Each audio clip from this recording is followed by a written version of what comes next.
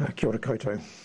This morning at 7:23 a.m, a witness called police to report a man with a gun shooting in central Auckland at a building on Lower Queen Street.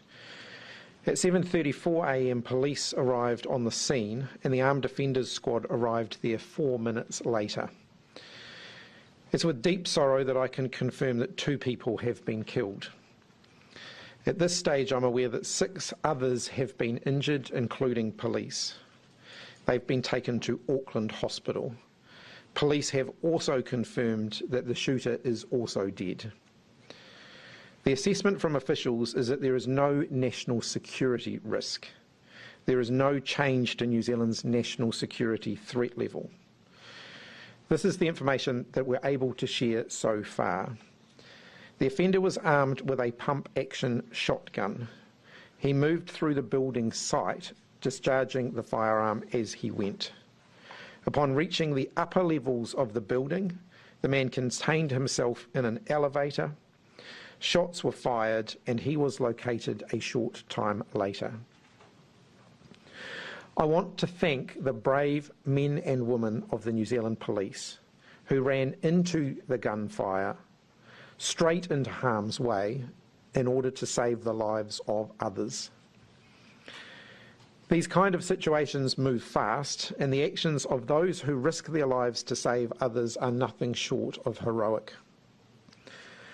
I also want to acknowledge the ambulance first responders who were there quickly on the scene this morning. This is still an ongoing police operation, and I've got limited further information that I can provide at this time. Police will be providing further updates during the day. Shortly I'll be leaving to travel to Auckland to join Police Commissioner Andrew Costa, who is also on his way to the scene. Clearly, with the FIFA World Cup kicking off this evening, there are a lot of eyes on Auckland. The government's spoken to FIFA organisers this morning and the tournament will proceed as planned. I want to reiterate that there is no wider national security threat. This appears to be the actions of one individual. Aucklanders and those watching around the world can be assured that the police have neutralised the threat and that they are not seeking anybody else in relation to the incident. New Zealanders' safety and the safety of our visitors is our first priorities. I've spoken this morning to the President and Secretary General of FIFA.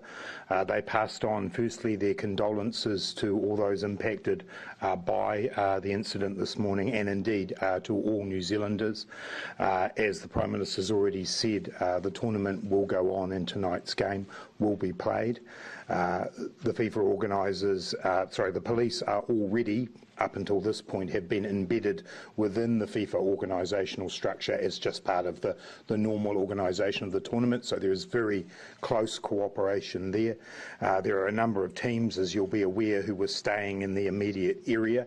They are all safe and sound, and as the cordon moves in, they will go about the normal business of today for them. For some of them, that involves playing this evening. For others, that involves moving to other locations in New Zealand to play their games, so they will, in the course of the next few hours, do what they were always going to do, go to training, go to play, and so on. Do you know how many teams were within that cordon and have been impacted? I'm aware of one team that was in a hotel that was immediately around the corner from the building, and obviously it's downtown Auckland and pretty much all of the hotels have people associated with the tournament.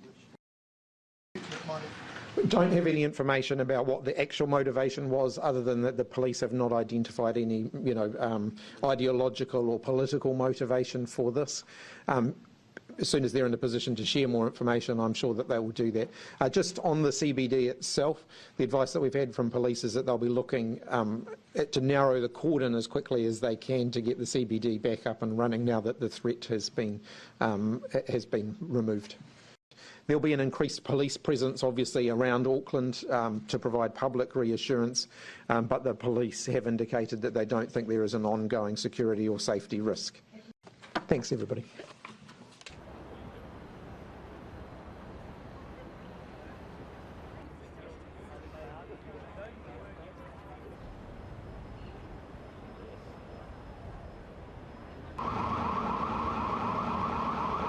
We were right at the entrance, and I saw like 20 people rushing out of the building and telling the pedestrians to move. I was like, what happened? And I go ask them. They say like we saw a guy with a shotgun in his hand, and he was aiming for people. All the cop cars and ambers and firearm squad and armed defenders. And from where we were heard a few gunshots.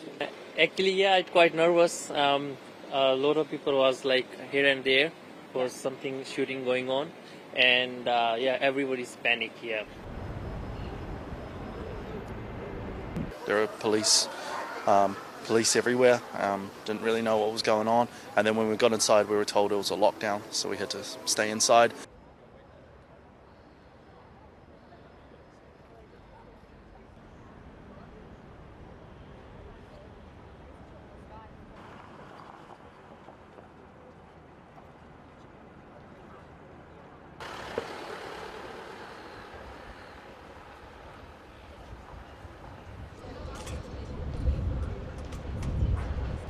This mass shooting is the worst possible. This mass shooting.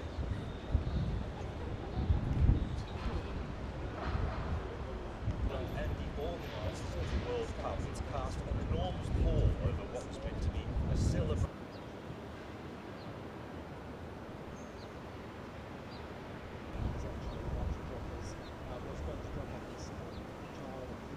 Well, it was kind of unexpected because we're not used to that in France, so I didn't really know. At first, I didn't believe it, but yeah, at first I was kind of worried. But when I saw how the police was everywhere, it was very reassuring.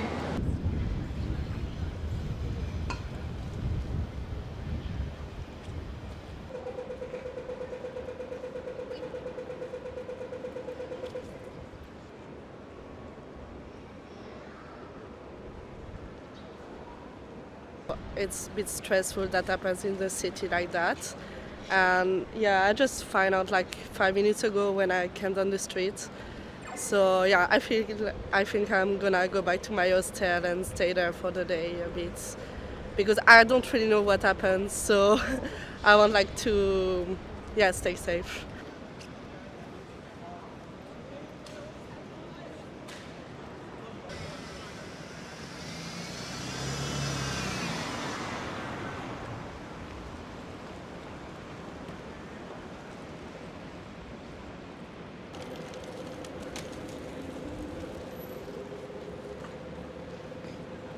I was kind of worried, like I felt a little anxious coming into the city this morning. So like usually the bus I catch drops downtown, but I took a bus that dropped me up a Green Street, and I just walked down because I didn't really want to have to deal with it. Because it's pretty scary. I got like messages this morning from people being like, are you going into work today? What's happening? That kind of thing, so.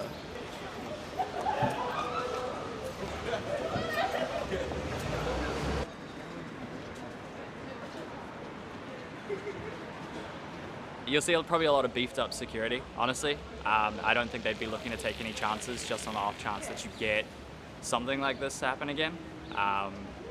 But yeah, I mean, I think the police did a pretty good job. Like, it's a shame that some of them were injured, honestly. Like, it's really, really horrible.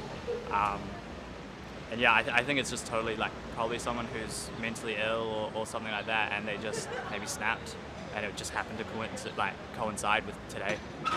I didn't really see anything, but I was just working, and then my coworker came to start work, and then she said, "Oh, there's like lots of police out there," Yeah. and then something crazy happening. Because they closed the Britomart station, so nobody can enter to the PwC building.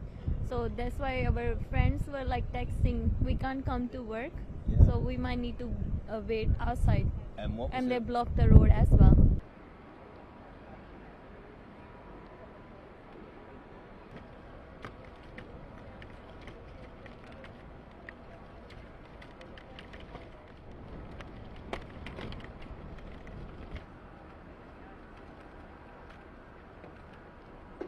Broadcaster working for you, man.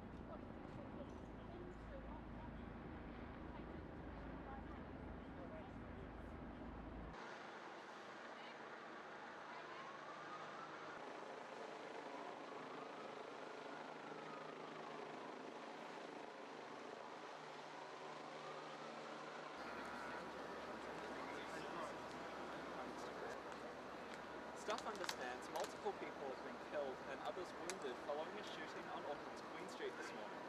Auckland Mayor Wayne Brown told the public to